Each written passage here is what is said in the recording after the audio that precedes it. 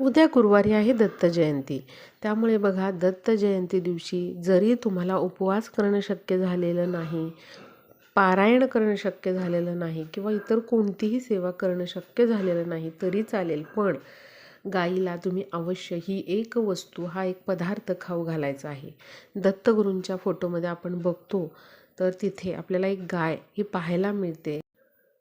गाय म्हणजे साक्षात धरणी माता आहे, आपली गोमाता आहे. आणि बघा, दत्त जयंती दिवशी अशा प्रकारे हा एक पदार्थ जर आपण गाईला खाऊ घातला तर त्याचे पुण्यफळ हे आपल्याला 1000 पटीने मिळत असते. दत्तगुरूंचा कृपा आशीर्वाद आपल्याला मिळत असतो.